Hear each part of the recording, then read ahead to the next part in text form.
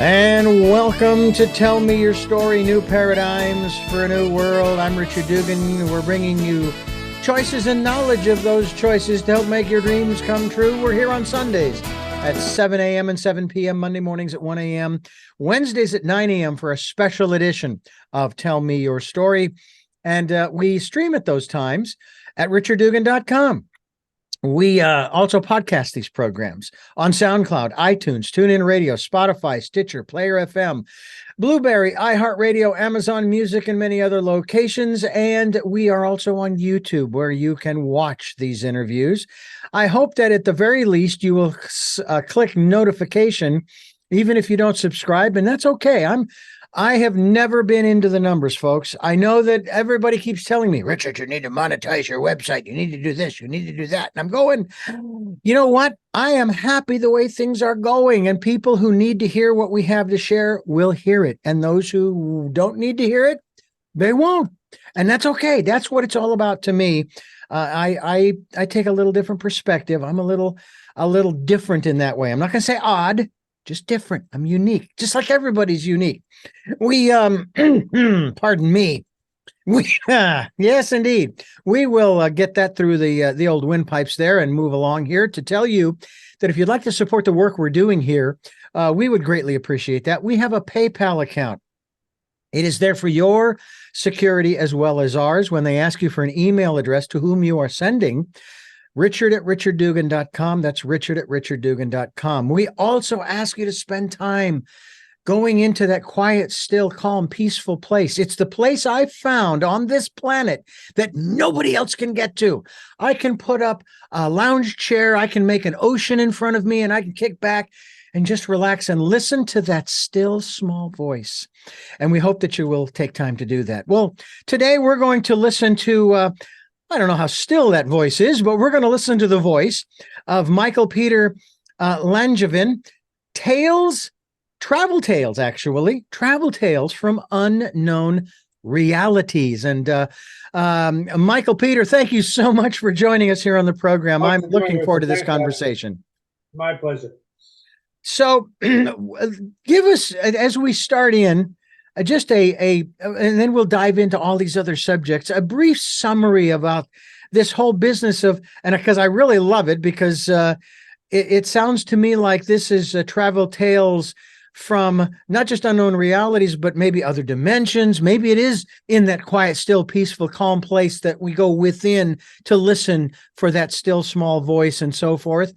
My wife showed me just before I left for work today this beautiful, gorgeous picture of this greenery and this big circle. And it was a portal into another water world dimension. And I thought, and she asked me, she says, if you saw that, would you go through it? I said, oh, yeah, absolutely. So give us a little synopsis on travel tales from from unknown realities. That's a great introduction. Your wife was right in tune with what I'm doing. I kind of think of myself as a magnet for the weird or the unusual. Happened early on. I was the son and the grandson of a funeral director, so I grew up around the funeral home and death. Our farm was surrounded by cemeteries, so that sort of changes your perspective on life when you have that much death around you.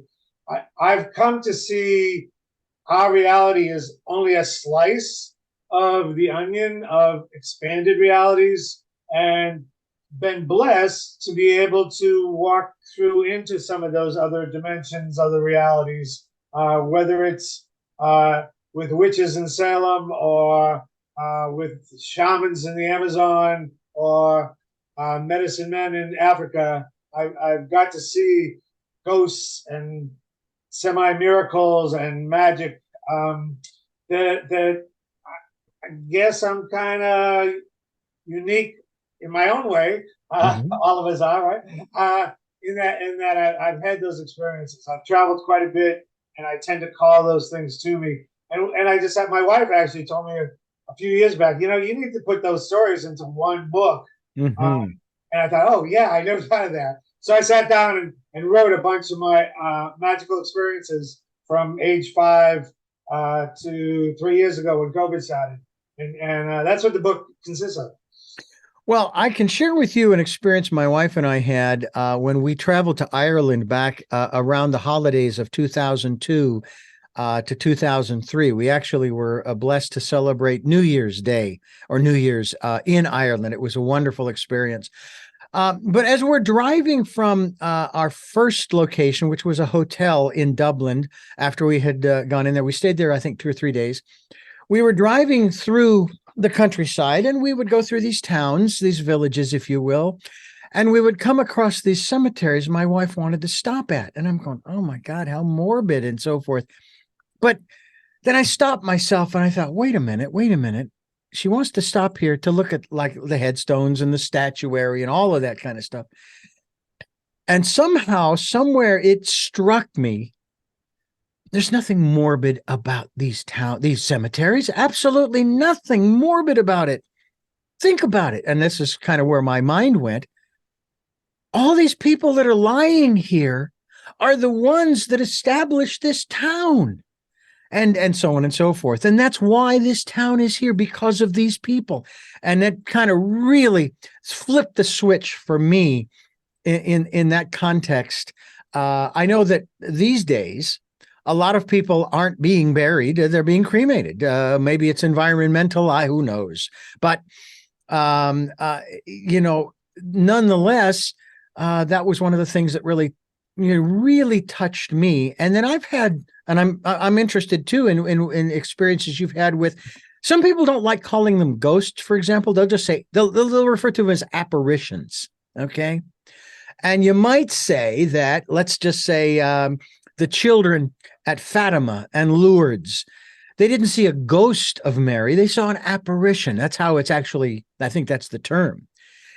And they have these experiences, maybe even these conversations and so forth. Now, I'm not into horror films. I want you to know. I really don't like them because I don't like the drama. I don't like the fear that's generated. Even though I try to think intellectually, it's just a movie, Richard. This is a set. It could be CGI, Richard. Don't get all freaked out. But it does something to other people. And it's weird how some people like to be scared. I'm always amazed by that too. I've been exposed to a lot of bizarre things and intense things, and it's like there's always something more there. And to walk into it, you get much more reward than to run from it. Yeah. Now, I was born and raised Catholic. What about you? What was your upbringing philosophically? God bless the church. I had a priest try to molest me when I wanted to become an altar boy. I ran 2 miles home, told my father I was done with the Catholic Church. But I got a lot out of it up until the age of 12. And I think it opens a lot of people. I think organized religions with their ceremonies and their rituals open a lot of people's eyes to the possibilities. And one time I was in Europe, I went to Notre Dame Cathedral and went to high mass at sunrise. And oh my gosh, the sun goes through the beautiful stained glass, the incense are burning, the choir is singing. You're transcended to someplace else. They set it up before there was media. They knew how to use all of their resources to transform people into a spiritual experience. And I think organized religions have learned this and done this through the ages. Well, I will tell you that I was born and raised Roman Catholic or Western Rite. When I married my first wife, I attended the Byzantine Rite of the Catholic Church. And I got to tell you, I'm with you on the ritual, ceremony, and tradition that seems to be missing in our culture today, overall culture in America specifically. And I think you're absolutely right. We went to, I think, at least 1 or 2 services when we were in Ireland. We've been there twice, but it's been like almost 20 years. And it's like, why can't I get back there? But you're absolutely traveling. I love to travel, but you can't do it enough.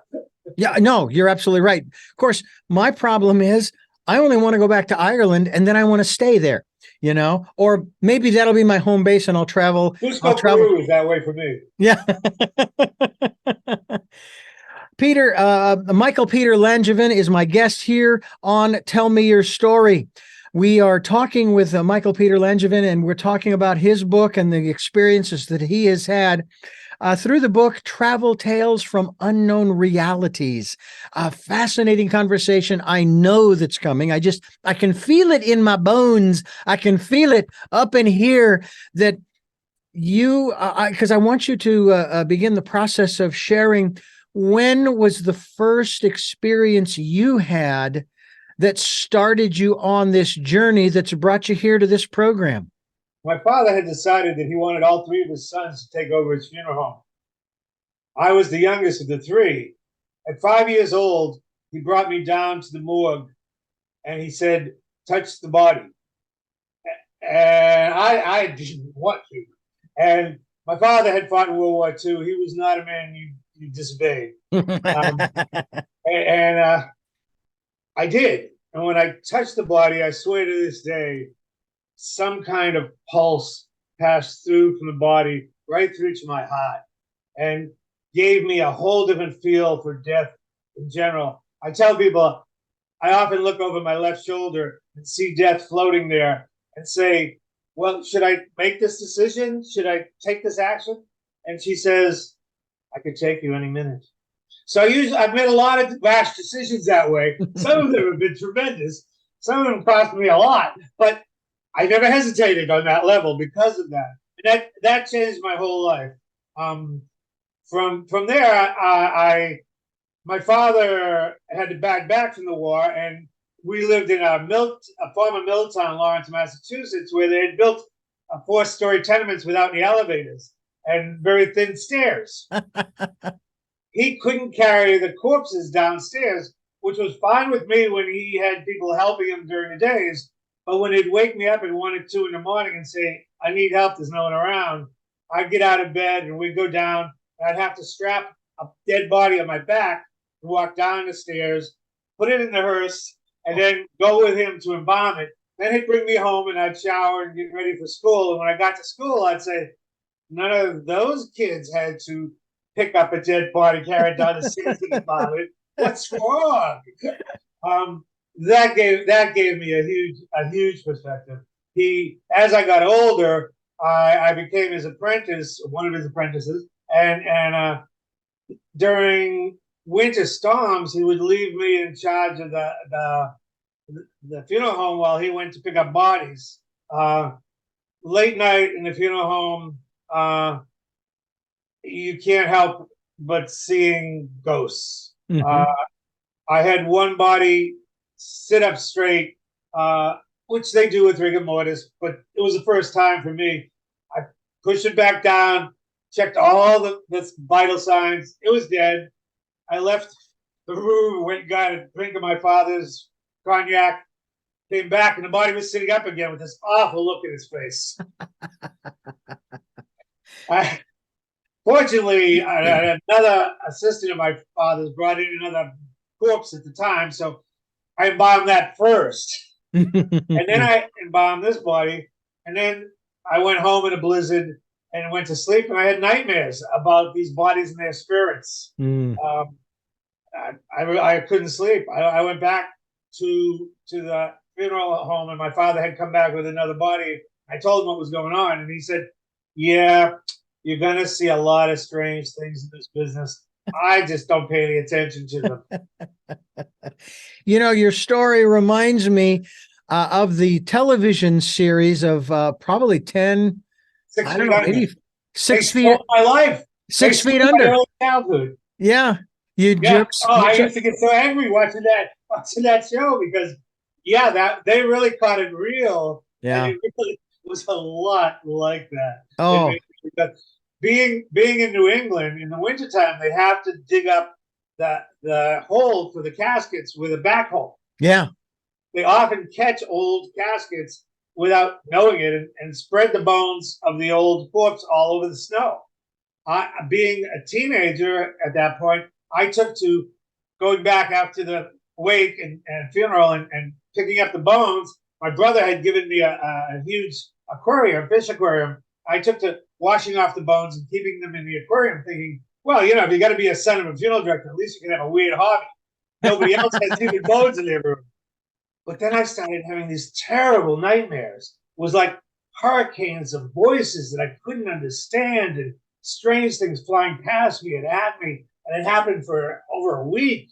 I was going crazy. I couldn't go to school. I couldn't sleep. Then one night, one there was a guy standing there. He was dressed in old-fashioned dress, and he said to me, "I am Phineas Goodhue. I've come to be the voice of the bones." Okay. At that point, I hadn't practiced. I had read a lot of metaphysical books, but I hadn't practiced lucid dreaming. But I said, "Well, what do you want?" And he said, "The bones were in the process of their afterlife settling in, and you've disrupted that. They need to be returned to sacred ground. You need to rebury them in sacred ground." And I don't know where it came from, but I said, "But if I don't?" And he said, "They'll drive you crazy. You don't have a choice." And I said, "What do I get in return?" And he said, "What do you want?" And in the dream, I thought really deep, and I said, "The mystery is in the magic of life, lots of it as I go on." And he said, "Okay, it's a deal." And Phineas Goodhue has visited me from time to time, and I kind of think he's been around more than I've known, making sure those kind of things happen. One day, a couple of months later, I was in one of the cemeteries near our farm, reading poems off the old grave, and there was one that read, "Stop, my friends, as you pass by, as you are now, so once was I. As I am now, so you must be. Prepare for death, follow me." And I looked up, and on the top of the tombstone, it said, "Phineas Goodhue." I have a picture of it that I saved. I was like, okay, it was real. It was real. Wow. I'll share with you real quickly a situation similar to that I had. Had a dear friend back in Phoenix who lived across the street from us. His name was Dave Kaufman. And we were very good friends. He would come over. We'd go to like the Costco and buy those real thick pork chops, and he'd cook those. He introduced us to artichokes. Not that I'd never had them before, but it became more of a mainstay. And he'd make a salad. And this guy was so meticulous that it could take 2 or 3 hours to make a salad for him. Anyway, so he's living across the street. He loses the lease. We say, "Hey, look, I know you don't have any place to go, but if we had a spare bedroom, if you'd like to stay with us until you can, find a place, you come on over." And he did. Well, October 10th of 2003, he passed away in our home. And I say in our home, even though they didn't declare him dead until they took him to the hospital. And finally they had him on life support so they could harvest his organs, which I thought was kind of odd because most of his life he was a drug user, not while we knew him, but prior. And it's like, what are you harvesting? And there's a lot of speculation on our parts as to whether he really died or that he was involved in some kind of police sting or something or what have you, that they put him in the witness protection program, and we've never heard from him since. Be that as it may, so that following winter of 2004, February, took my wife to Ireland for her birthday, February 2nd. We wanted to go see, Bridget's Well, which we did. But we were staying on a small island in Galway, just along the coast. Now, the funny thing about it is the island was connected to the mainland by a bog road. It didn't look like it was an island, okay? Not to me anyway. So one night we're staying in this beautiful stone, I kid you not, stone. If it had been wooden, the hurricane force winds would have blown it away, because when we arrived there, we had to hold on to the building so we didn't get blown away.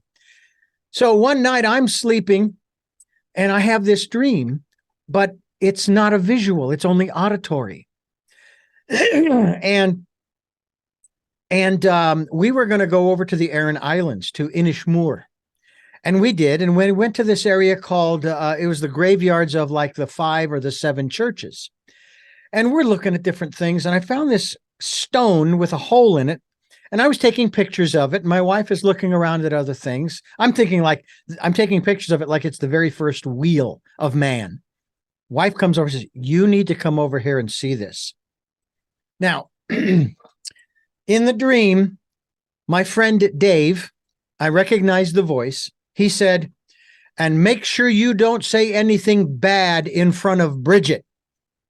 So I walk with my wife over to this flat tombstone with carving on it. Read the tombstone, Richard. "Here lies Bridget." Immediately, without thinking, I put my hand over my mouth and I walked away.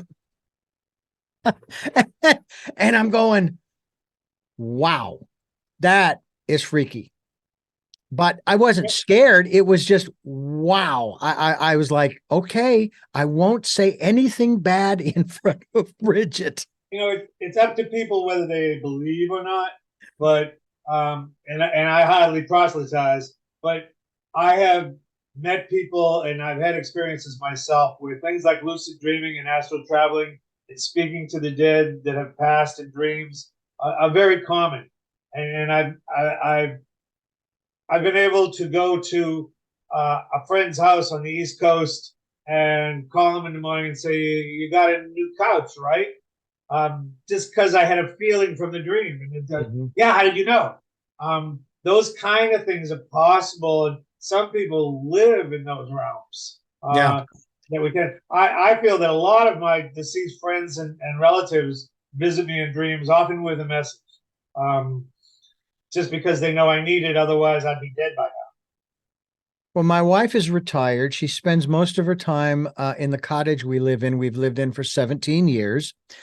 And she has been, as long as I've known her, very much connected to the other realities, the other realms, if you will. And she's seeing, or at the very least, she feels and then hears the voices of her departed family. She's the last of her family.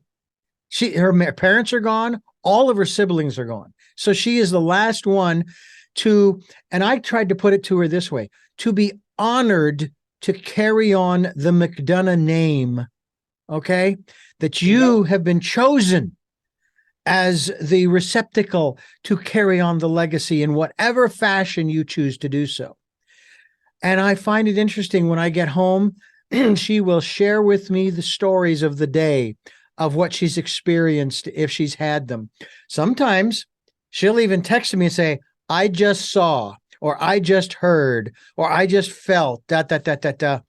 And I'm not even sure how to respond to that, because I'm certainly in agreement that she did see or feel or hear. Okay. So I will never, ever discount that, because there's something there. But I always remind her, I said, well, but they're here.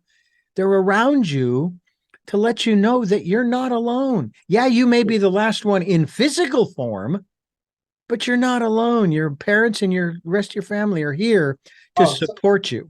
It's so true, Richard. It's so true. And some people are born with their intuition, their psychic abilities finely tuned. Some people develop it as they age. Others study and bring it out. In all of those ways, I've seen as possible. But my wife and I met on a bus in Peru. She was vacationing from Sweden, and I was down there writing a book. And I got on a bus, and there was one seat left. And I sat down to this beautiful woman, next to this beautiful woman, and we talked for 5 hours, going from Cusco to Puno and Lake Titicaca, and fell in love. It turned out I had written books, The Secrets of the Ancient Incas, The Secrets of the Amazon Shamans. She had written books, the goddesses of the Norse pantheon, the secrets of the runes of Norse history. We had so much in common. We fell in love, and thank goodness she's put up with me ever since. But but she's like your wife. I mean, I've learned to run my life by her. I'll say, okay, I'm gonna go to this grocery store. I get a feeling you should go to that grocery store. I'm in the grocery store shopping. I go, I don't want blueberries. Why do I think I want blueberries? All right, I'll buy blueberries. I come home, said, thank you for getting the blueberries. that she sent to me a message that she wanted me to get. She's a Nordic witch, and she has these abilities. And a lot of the stories in the second half of the Travel Tales of Unknown Realities, after we met, we had to learn how to, because she had studied Norse magic, and I had studied shamanism and a lot of Western occult practices. Mm-hmm. We had to figure out how to do magic together. Hers was very meditative and a deep trance state, and mine was a lot of guided, visionary talking. And at one point, she said, "Do you ever do magic and be quiet?" but we did figure it out, and she helped me learn something called Seda, which is an ancient Norse magic. A lot like, I've been to Haiti and to Brazil, and a lot like I live now in New Orleans. A lot like the possession that comes with voodoo, where you call in a spirit and it actually takes you over. And she taught me how to do a form of that, and we worked out a compromise. And we've brought in together, sitting on our porch in Virginia before we moved to New Orleans, all kinds of entities from other dimensions and other realities that spoke to us and convinced us that they existed, and often had a message of one sort or another for us. And between it, I mean, I think she's a very good battery for psychic energies and connections, which allows me to bring them in a little bit more, but she's great at bringing them in as well. Let me ask you about how people can find out more about you and the books that you have written, in addition to, of course, the Travel Tales from Unknown. I've written, like I said, Secrets of the Ancient Inca, Secrets of the Amazon Shamans, and Spiritual Business, besides this one. I'm in a lot of anthologies and help organize a few of them, but those are my books with just my name on them.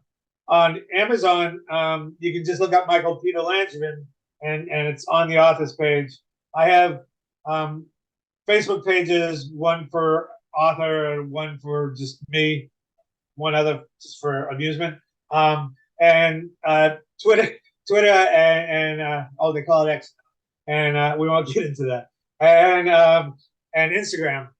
They can also, I'm really quite open. They can email me at michaelpeterlangevin.com, and they can even call me at 434-260-9952. I love to help people. I've worked as a social worker and therapist, and I love to help people see over the hump that they're facing at the time. So I don't mind people reaching out to me. I might not get back to them immediately, but I'll get back to them eventually. Well, you know what? I'm going to pass on your number to my wife and have her call you to have you have the two, because I know she would love to have somebody else that she could talk to about this besides me. And I don't put on airs of oh wow, that was incredible, because I do believe that this is what she's experiencing. I worked for a Christian radio station for 15 years back in the 80s and early 90s, and people would talk to me about some of their experiences that are not justified according to the words in the book. Thank God it's the devil. Yeah, exactly. And I'm not going to diss somebody's experience. Their experience has made them now who they are, and they need to talk about it.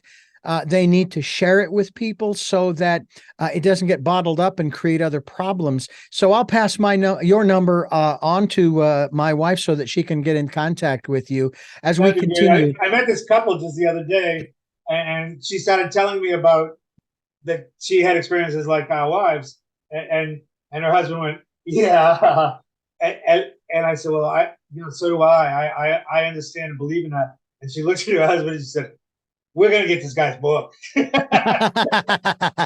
Well, I'll tell you what we'll do is, our society doesn't give validation.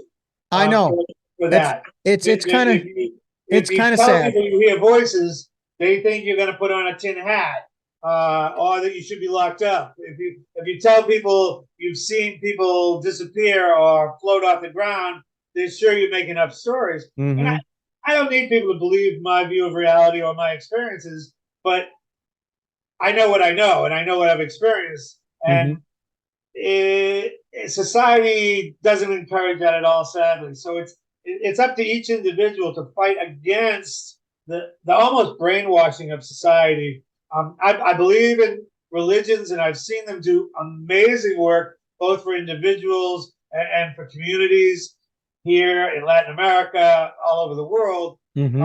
But I'm not religious as such. I'm spiritual of a different kind, and I think people need, if they want that experience, they need to make the decision. Okay, what if this stuff was real? What if I could talk to my dead grandmother? What if I could learn to do some form of simple magic? What would that be like, and how would I go about that? And what if I wasn't evil if I did that? Yeah, exactly. MichaelPeter Langevin is my guest, and of course, Travel Tales. I love that. Travel Tales from Unknown Realities. And we are going to continue here on Tell Me Your Story. I'm Richard Dugan, your host. And Michael, I was going to basically say that you said where you're living now, and it just strikes me how fascinating that part of our country, let alone that part of the world, is, because that's steeped in a lot of these rituals and traditions, but they're not Christian, at least not according to the fine-tuned definitions thereof. But they certainly have an impact on the people around them. And my gosh, you must be having I a feel like I wild came home, time Richard. there. What's I that? feel like this is where I always was supposed to live. Yeah. And I do some amount of social work and therapy on the side to pay all the bills. And I was offered a great position down here when I was living and working in Virginia, and I said, "What the heck? I always wanted to live there." So we moved down here, and we have not regretted it one moment. That when you say voodoo isn't religious, well, there's forms of voodoo that are very voodoo religious, and there are forms of voodoo that still have the heritage that come out of the plantations where the slaves had to hide their religious beliefs through behind the Christian statues and the Christian prayers. So you can go to voodoo rituals here in New Orleans, and on the surface, it seems like you're going to church, but it's only after you get into it a bit that you realize, oh, there's something much more going on here. But yes, there is voodoo here. There is jazz music to beat the bands. There is creative art and dance and you name it. It's a magnet. I kind of have developed a theory that it's probably on the ley lines. Oh, yes. Say I said, yes, I'm familiar with them. Yeah, I've seen some maps where they cross here like they do in Jerusalem and New York and Washington D.C. and other places, and the energies here are just, it's been through hell and back with all the hurricanes and floods and what have you, but it's a city that celebrates life. And in truth, I've never lived in a place where people actually take the time and they want to get to know you, and they're more than willing to help you if you need it right there in the spot. I mean, it's unusual, and it's lovely. Oh, I tell you, it's yeah, and of course, every time I think of when it rolls around in the spring, whenever I think of Mardi Gras, there's only one place I think of, and it's New Orleans. Oh, it's and true. and of course, then there's the argument over, okay, how do you pronounce it? Is it New Orleans or New Orleans? And you know what? That argument goes on here all the time. People who have lived here all their lives and had their great grandmothers live here will argue about that. So there's 1,000 ways to say it, like my last name. But yeah, and they have festivals for everything. They have festivals because the crawdaddies are in season. They have festivals because it's the best time to make jambalaya. They have festivals for everybody dressing in a red dress and running down the streets of the French Quarter. It is amazing. And we live, I don't know, 10 blocks from the French Quarter. We can walk down to the French Quarter any night and walk by the bars on Frenchman Street and hear just great jazz right there. And then you go down to Bourbon Street and it's crowded until 3 in the morning. with people who came from all over the world to have a good time in New Orleans. And New Orleans is full of good times. Well, MichaelPeter Langevin is my guest. Travel Tales from Unknown Realities is the book, one of the many books, his latest work. And we're going to be linked, I think, to the best place that people will find out more. And that will be the author's page of your page on Amazon, so people can see all of the other books as we continue here on Tell Me Your Story. I'm Richard Dugan, along with, do you consider yourself, and I'm going to use several different words here to describe this. Do you consider yourself a psychic, intuitive, a channel of some sort? Because obviously you're connected in some way to these other unknown realms. I've worked to develop those skills and talents and abilities. So the answer would be yes to all three, and a bunch of others. Have I met better channels? Yeah. Better psychics? Yeah. Better intuitives? Oh yeah. I'm a hack compared to some of the people that are out there, but I generally have a gut feeling for what to stay away from and what to go for, and on a good day I can read a mind of someone I'm talking to. So yeah, I think we were talking about being unique. I don't think I am unique in that way. I think my uniqueness is that I was exposed to it early, and I've been fascinated and worked at it all my life. I think, and I have taught other people to actually develop these skills to enhance their own lives and expand their own views of realities. And I think it's very teachable. If somebody really has a want, a desire for it, it's skills they can learn from YouTube or books in these day and age. Oh yeah. Now I have listened to quite a number of, I prefer medium or intuitive as opposed to psychic, because the word psychic has so much baggage these days. They're all loaded, and in any field, I don't care if it's school teacher or policeman.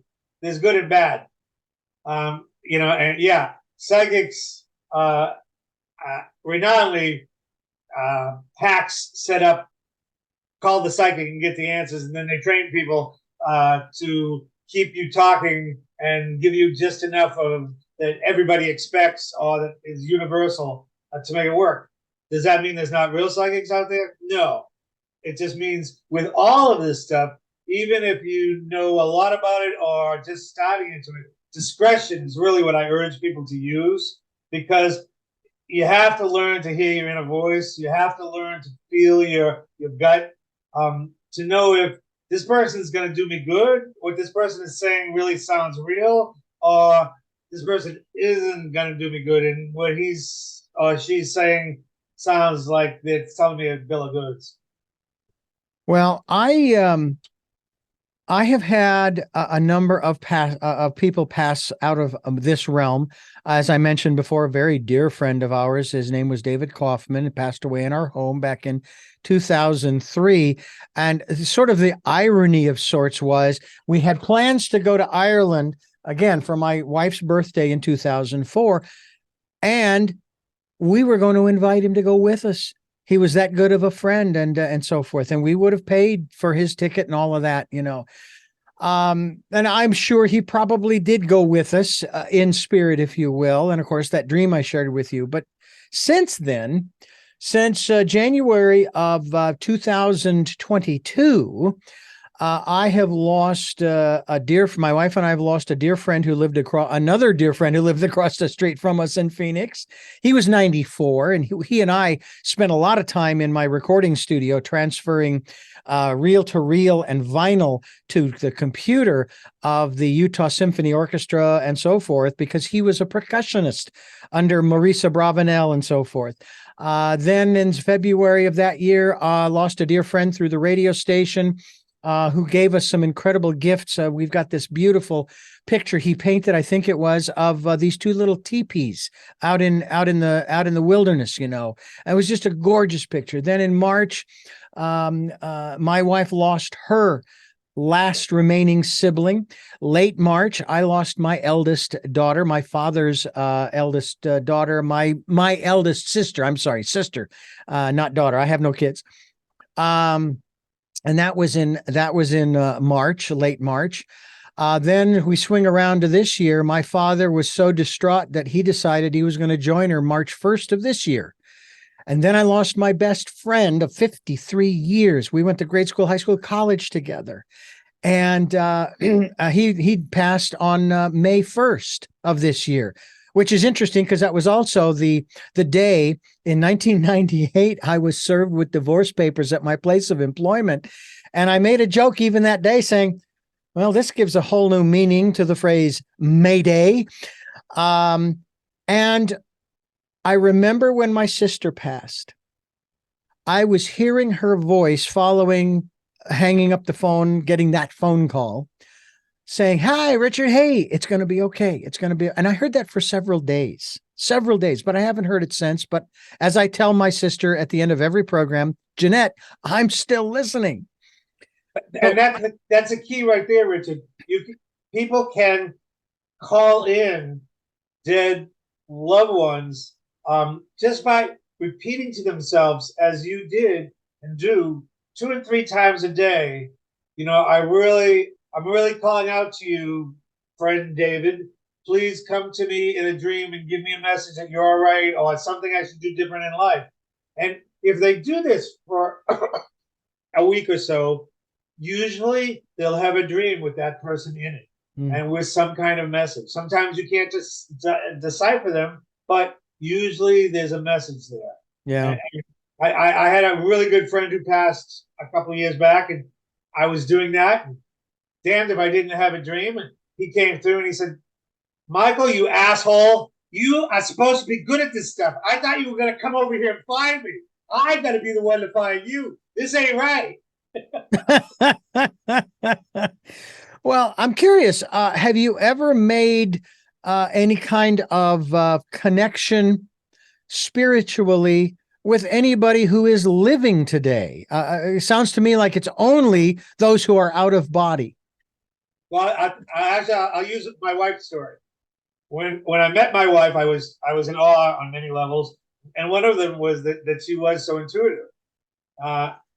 She left Peru and went back to Sweden because she had a job and a life, and I went back to California, and my oldest sister was really very ill, so I called up my then girlfriend and said, can you look at my oldest sister?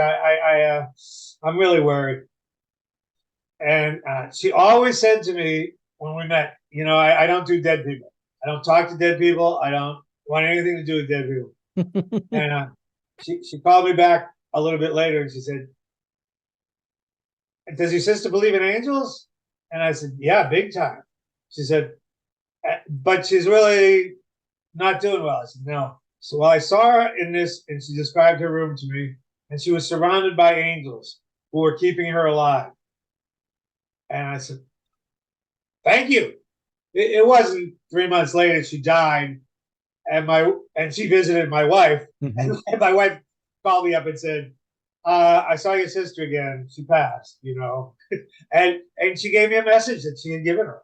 So, yeah, you definitely can very easily. Actually, we can learn. Telepathy is a real thing. I kind of think in other dimensions and probably on other planets, the intelligent species use telepathy because it's so much less limited, and we can learn it. I'm not great at it, but I have flashes of it, and you get whole stories in one ball of wax. So we can learn that, and a lot of times when you're communicating with someone, you can pick up what they're not saying. I use that when I'm working with people in therapy. Yeah. And you can send messages to someone across the country. I mean, I've lost touch with someone and said, I'd really like to get back in touch with them, and had the phone ring. We have those abilities and we can learn them. I really, that's not that everybody needs to. A lot of people came to do different things and have different experiences. But the people who want to learn this kind of stuff, the reason I wrote Travel Tales from unknown realities is that I've had these experiences. I believe they're real. They're definitely real for me and a lot of the people I know. And I wanted to let people know that they're available for them Yeah. and to entertain people. It's an entertaining book. Sure, sure.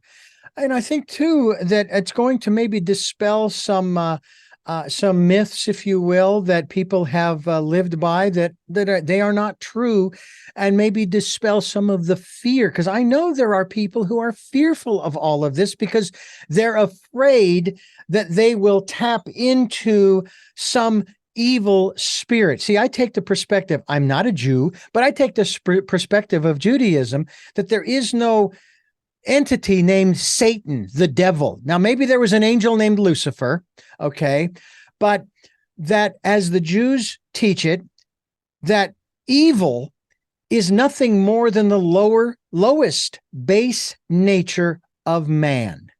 And if we feed it, I think that's beautifully said, Richard. And I really think, yes, there are mischievous beings out in the astral and in other dimensions. Mhm. Yes, there's probably some dark forces, as I know there are some dark forces as well, but we have amazing power just of our will. Mhm.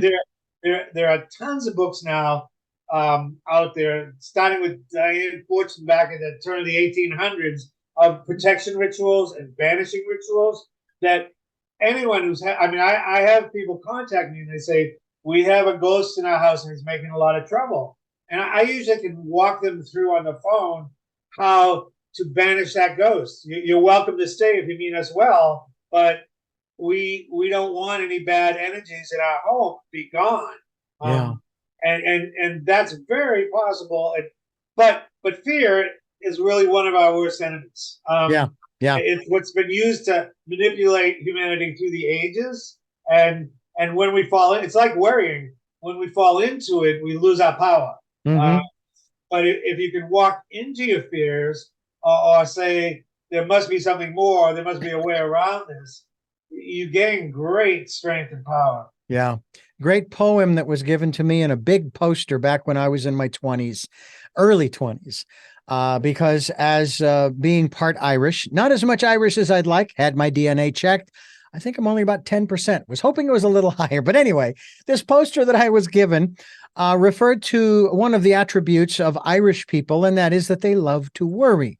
And this particular poem was wonderful because it starts out, it says, why worry? You're either gonna live or you're gonna die. And if you live, you've got nothing to worry about.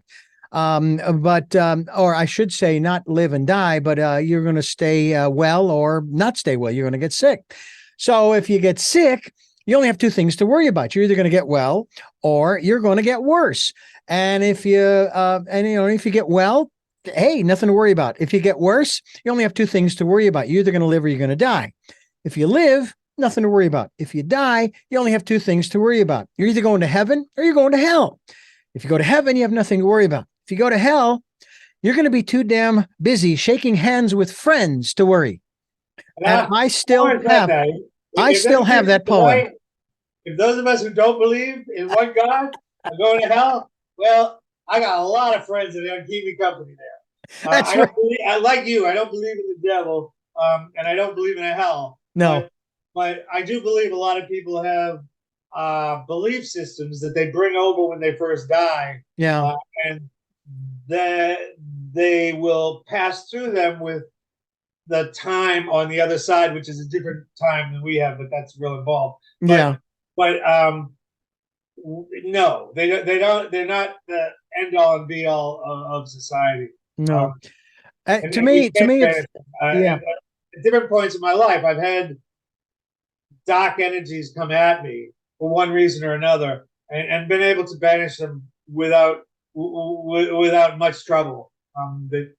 Once I realized what was going on, it's very doable to do. Yeah. I loved the phrase that was used so often at the Christian station. And I was there for 15 years. And I will tell you, it was one of the best educations I was ever paid for because I was an employee of the radio station. And the one thing that struck me was when they would talk about, well, you say you don't believe in the devil. Well, the devil believes in you. And I'm thinking, okay. See, my perspective on Lucifer, son of the morning, was an angel, according to the ancient wisdom teachings.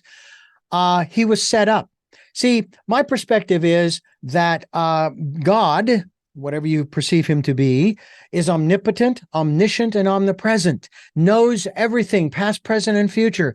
Set this whole thing up, and all Lucifer wanted was his individuality. Okay?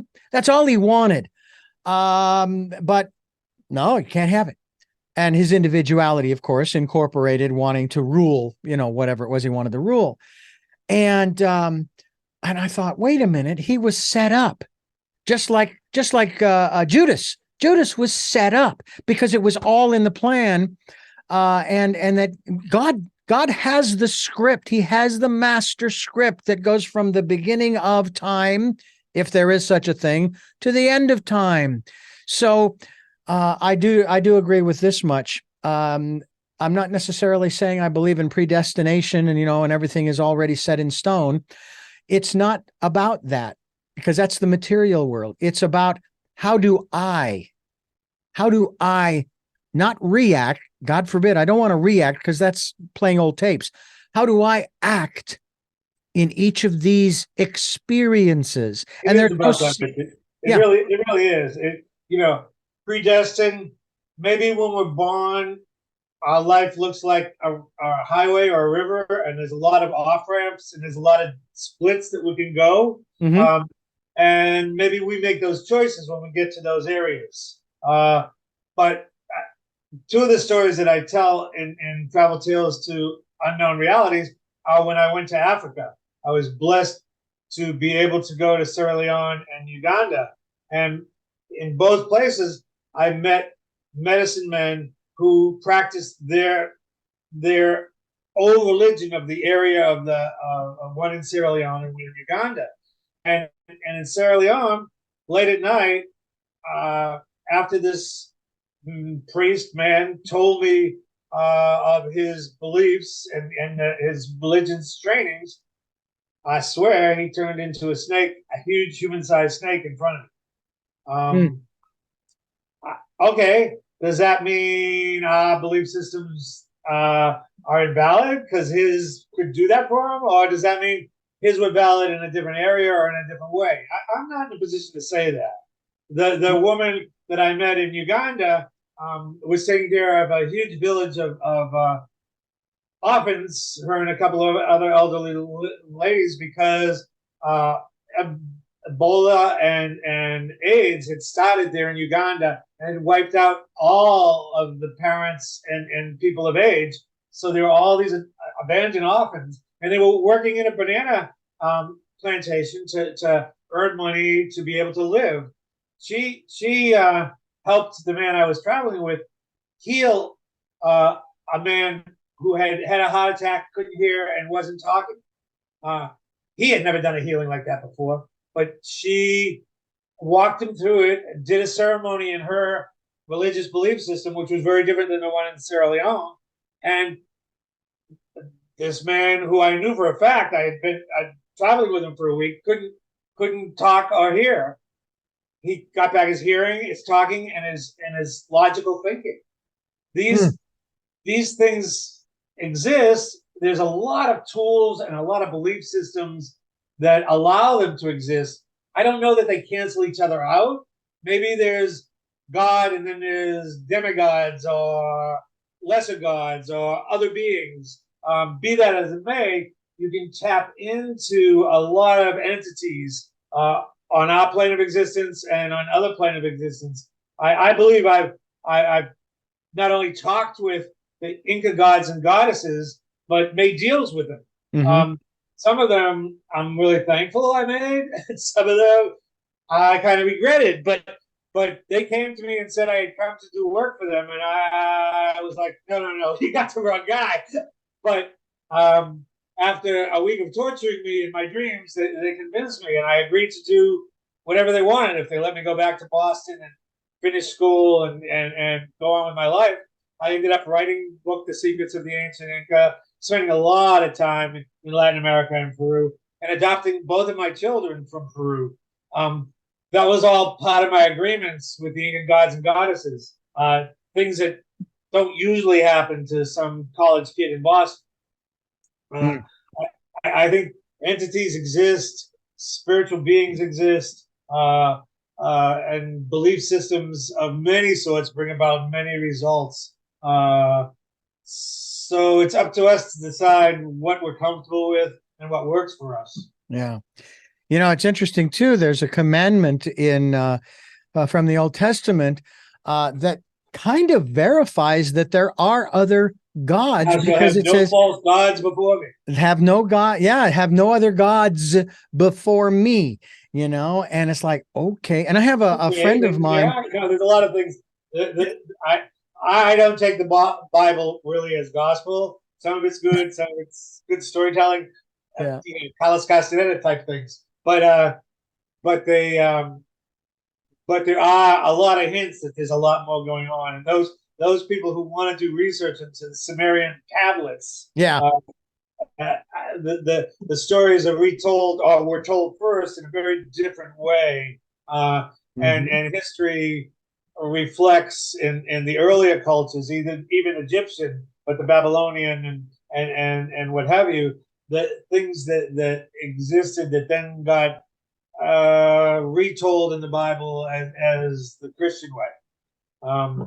Well, it's fascinating to speculate on those things, and maybe we'll get together and talk about some of them, because my observation is that God. This is going to rub some people really the wrong way, and I don't mean to be disrespectful. God, and I don't either. That's why I say I believe yeah, it work for people, and if they believe it and it works for them, I bless them. yeah.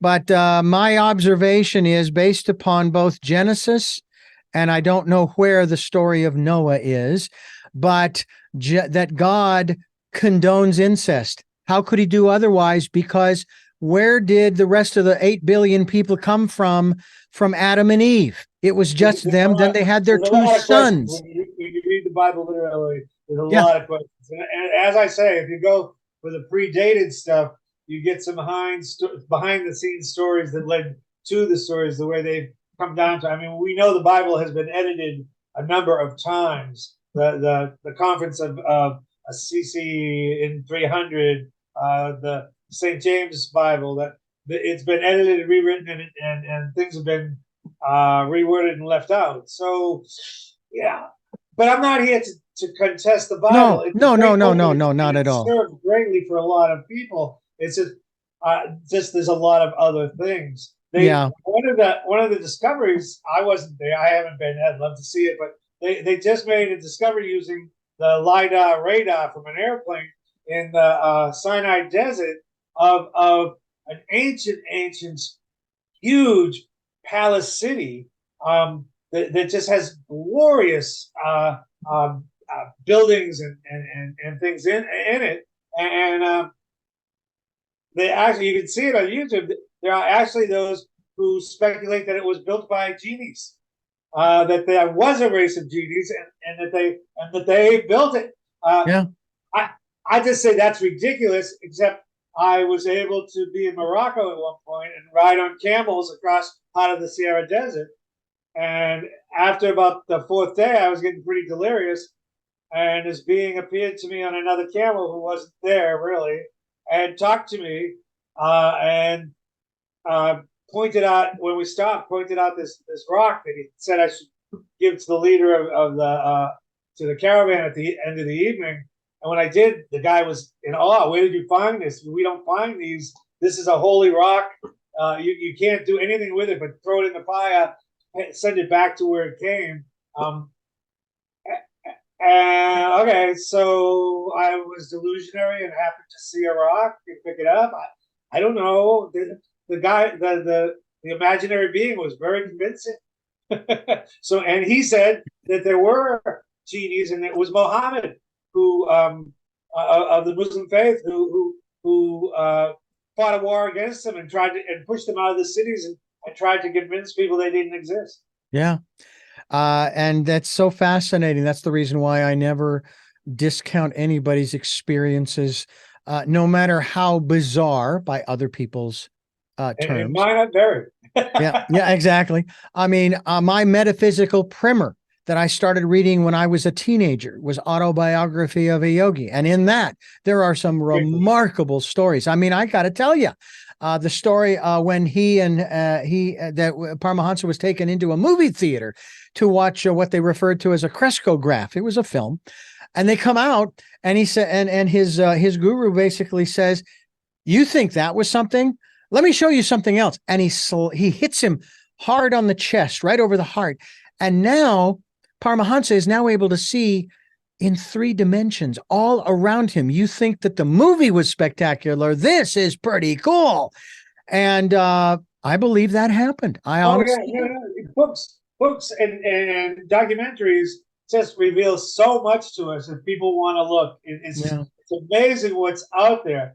As Yeah. we said earlier, the brainwashing of society and the fact that we stay busy paying our bills and taking care of our families.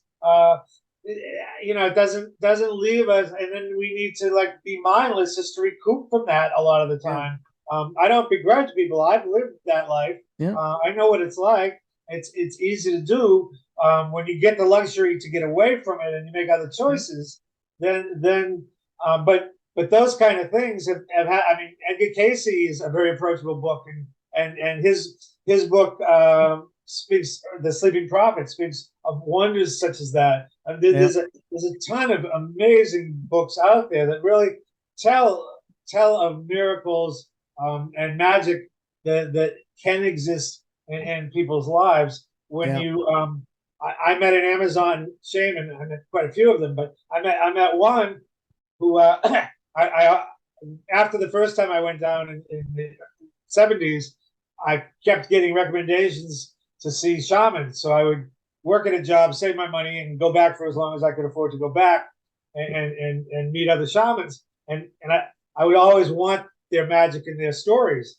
And this guy said, well, I don't know, I do some magic, but a UFO crashed in the Amazon right over there not long ago, or Mm-hmm. a couple of years ago. And I said, oh, did you save any of the pots? Well, this is the Amazon. They would have rotted. They all washed down the river. It's all good story. And then he said, but, my apprentice and I went out in a canoe to sea, and a body floated up to the top. And I said, did you save the body? And he said, it's the Amazon. It would have rotted. But we cut it up in pieces and boiled it, and I ate the soup. Well, you got to survive, And, and, and he said, and I could see colors. I could hear colors. I could taste noise. I could feel taste, and all my senses were jumbled and expanded, and it went on for months. If I hadn't had a great apprentice, I would have walked off a cliff or into the river. Mm. Eventually, it wore off, but because they live in a different dimension, consuming their flesh gave me expanded senses and different senses than I have. Now he had me with a great story and had convinced me. And I think a lot of the other expanded realities, unknown realities, beings perceive very different than us. Mm. Fourth dimension, fifth dimension, and beyond. Yeah. Sideways dimensions and pocket dimensions, parallel universes. I think they're all out there. It's to what degree our minds can conceive of it and handle the knowledge we gain. Well, I tell you, you bring us a lot of food for thought, especially because this is one of the subjects that I put it this way. I say that it's near and dear to my heart, the subject of death, or I like to refer to it as transitioning. And my father is forefront in my mind these days because he just passed back on March 1st of this year. But he's free of that body that was hindering him to almost 92 years. He almost made it to 92. And so now he can see perfectly, he can hear perfectly, and now he can walk without falling down, which is a big deal. But I have some of his possessions. I wear this Western belt with boots on the buckle, you know. I have his vest, which I'm not wearing so much in the summertime, a little warm, and several other items as well. And I think about him all the time now, and I think about the lessons that he taught, the legacy he left behind, because he didn't think he left a legacy. He didn't think he had any influence in how we, as his six children, turned out. And at the memorial, that was the theme, but it was synchronistic because none of us had coordinated with the other about what we were going to say. But that's what each of us said. Dad, I wouldn't be the man I am if it weren't for you. You No, know? it's an amazing thing. My father and I had a troubled youth with my father. Uh, it wasn't until my 30s that we made peace. But then Mm, we became close friends, yeah. which was such a blessing that I was his good friend his later years. Um, but you know, he died, and I grieved, and that was that. One day, I was cooking. His hobby was French gourmet chef, uh, Mm.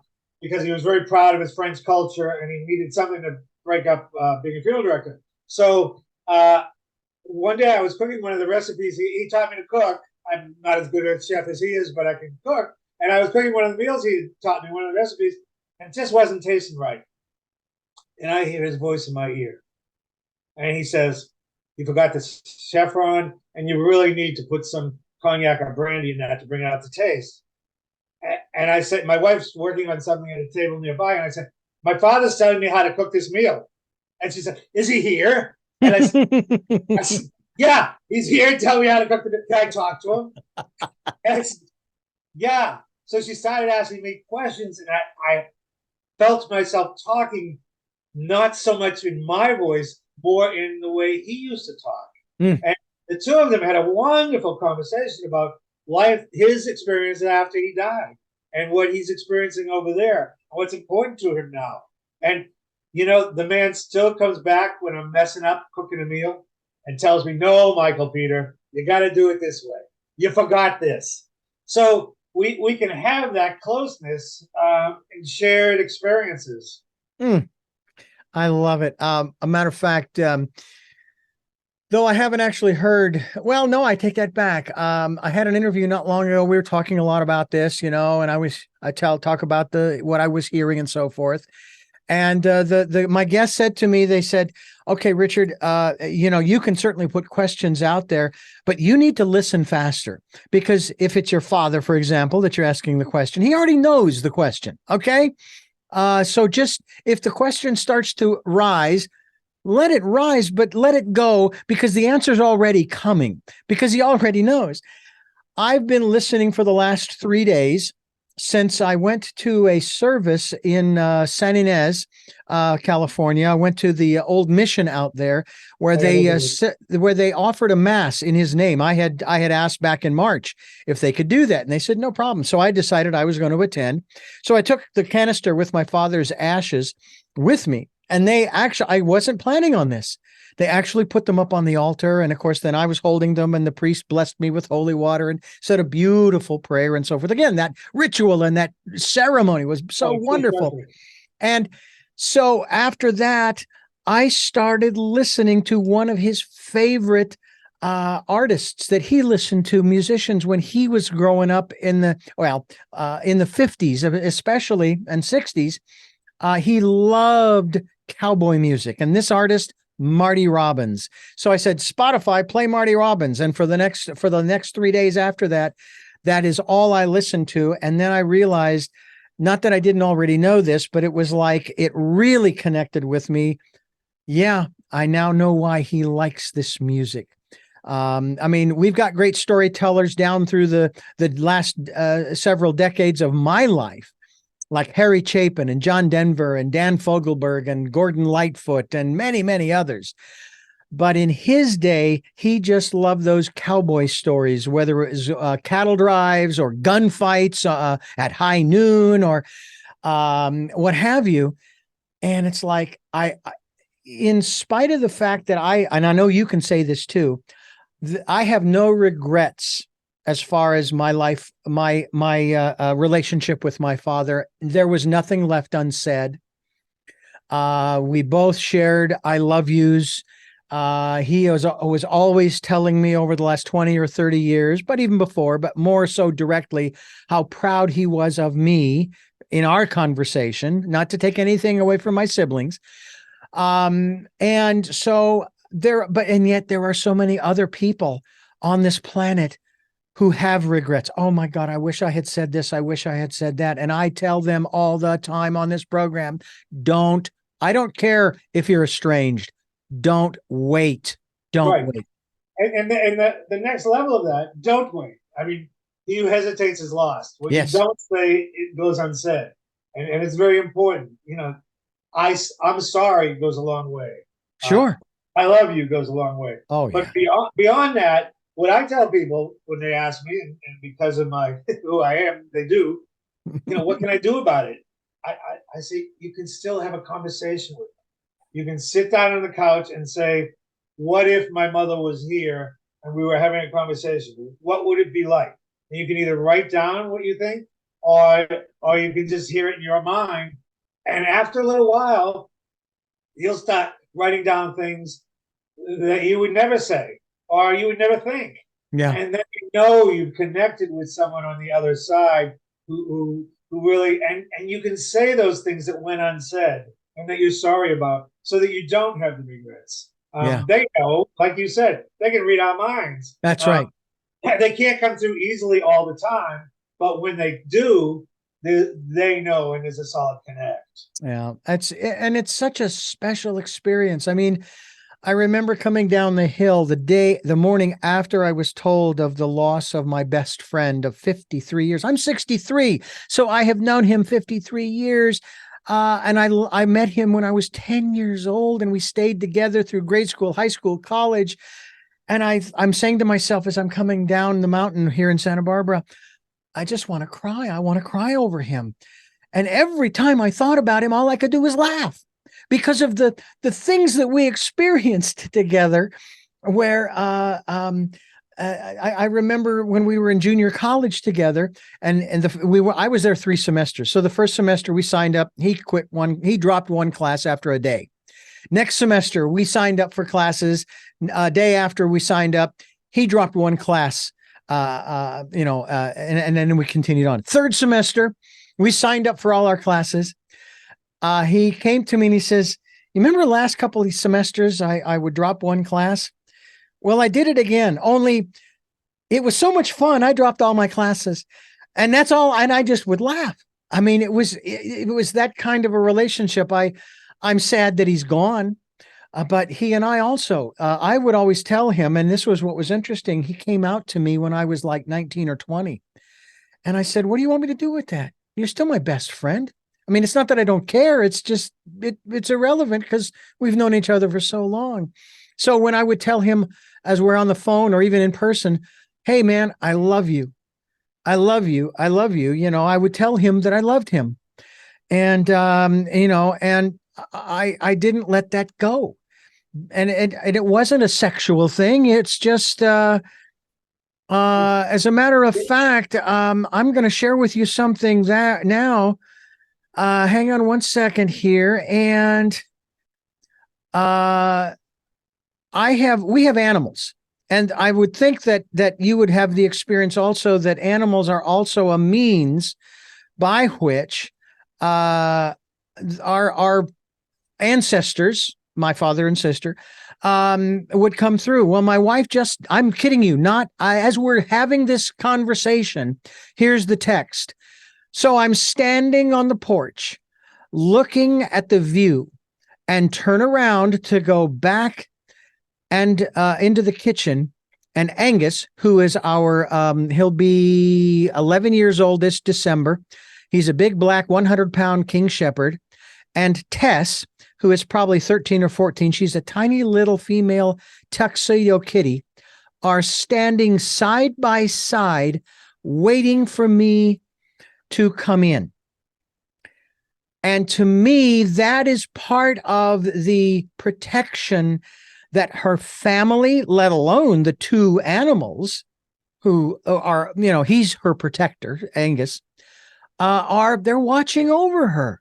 Oh, no question in my mind. Yes, I had a farm in Northern California. I was raised on a farm surrounded by cemeteries, but it was a farm. And and horses and dogs and cats and chickens and rabbits, sheep and goats and what have you have always been in my life. Here in New Orleans, not so much because I hate animals in the city, but um, I I really feel that there's a connection between animals and the deceased. That a lot of times they can see spirits before a human or sense them, and they can be a conduit for messages if we're sensitive enough to see what their body language is telling us. Yeah. Well, I will tell you that is the first time that I have ever received a text in the middle of an interview from my wife of that level of, I'll call it profundity. It's just amazing. The synchronicity in the universe, Yeah, well, the more we're tuned in, the more the universe gives us those messages all around us. I love it. I absolutely love it. I'm talking with, believe it or not, a wonderful gentleman who has, through this program, I would honestly say has become a friend, a good friend here on the program. And I hope we get to have you back again as we continue talking with MichaelPeter Vangelin. And this is Tell Me Your Story. I'm Richard Dugan, your host. And what was that I said at the front end of this program, Michael? I said this was going to be an incredible, wonderful, I think exciting conversation that we have had. And I believe we will have others down the road because I would love to have you back on the program again. Oh, I will. Thank you. You bet. And I will link the Amazon page where all of your books are listed so people can find out about them. How many of them are currently in Audible format? I don't think too many. I'm actually, when this one came out, I realized that, and I thought, okay, I got to get on that. So what I'm doing with Travel Tales from Unknown Realities is I'm reading a chapter into YouTube and Facebook each week, so that people can have it on both, be reading it, so they have the Zoom video and they have the audio, and then I'll put it all together at the end. But I'm talking to a couple of publishers. I've been talking to a lot to get this book out, but I'm gonna see if I can't find an easy way to get them all on audio. I think maybe Secrets of the Ancient Inca is on audio, but I'm not positive. I'll have to look. Okay. Well, but they're all ebooks or available in print. Okay. Well, I will just let you know, not to sound too self-serving here. I produce audiobooks. I narrate audiobooks, and we need to have a conversation. We should. Matter of fact, we will following this interview. And by the way, I do have 3 final questions that I want to ask you before we wrap things up. However, I need to thank you for listening to and watching Tell Me Your Story, New Paradigms for a New World, as we're giving you choices and knowledge of those choices to help make your dreams come true. We're here on Sundays at 7 a.m. and 7 p.m., Monday mornings at 1 a.m., and Wednesdays at 9 a.m. That's our special edition of Tell Me Your Story. And we stream live at those times at richarddugan.com. We podcast the programs on SoundCloud, iTunes, TuneIn Radio, Spotify, Stitcher, Player FM, Blueberry, iHeartRadio, Amazon Music. Why am I going so fast? Because there are so many locations where this program is podcasted, and there are many more that I haven't even listed. So all you have to do is probably type into Google Richard Dugan and or Tell Me Your Story, or just go to richarddugan.com or go to SoundCloud, and boom, you're there. Or you can even go to YouTube where you can watch these interviews and you can see the magic unfolding. There's all kinds of magic, folks, and we have it here on Tell Me Your Story.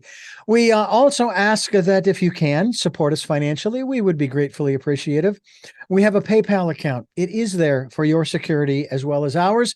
And when they ask you to whom you are sending the contribution, the email address is richard@richarddugan.com. That's richard@richarddugan.com. And then we ask you to spend time going within into that quiet, peaceful, calm, still place and listen to that still small voice, or even listen for the voices of your ancestors. I haven't actually spent even 5 minutes just sitting and closing my eyes and maybe oming or what have you, and just being quiet and listening, because I'm hearing the voices, if you will, the impressions from my sister and my father in particular, and my best friend, even if it's just thoughts of him that make me laugh. And I'm going to be sharing an interesting program, Michael, with our listeners.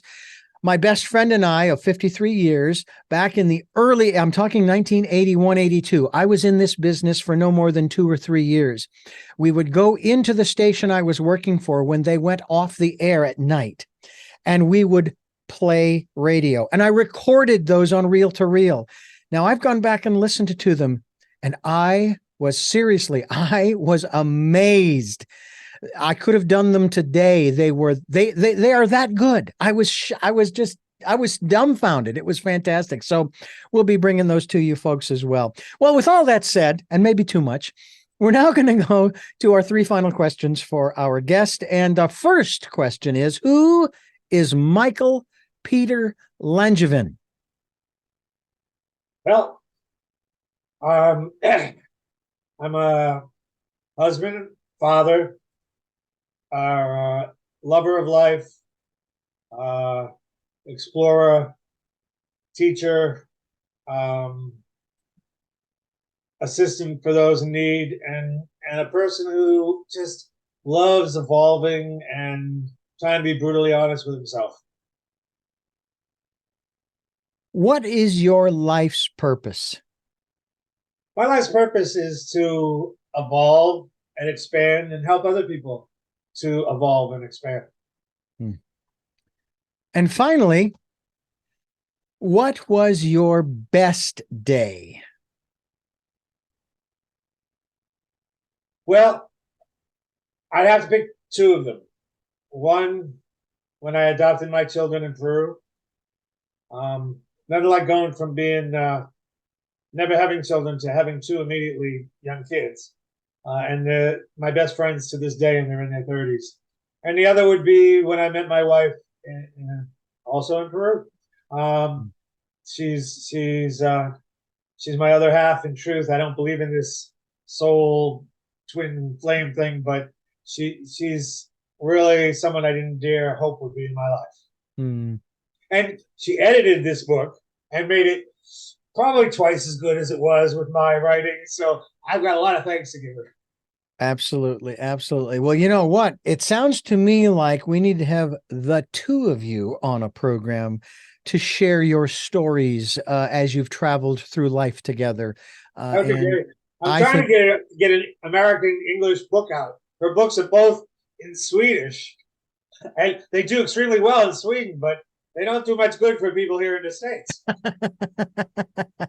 Well, we'll see what we can do to help you guys along. Again, I thank you so much for this incredible interview. I have thoroughly enjoyed it, and I hope our listeners too. All right.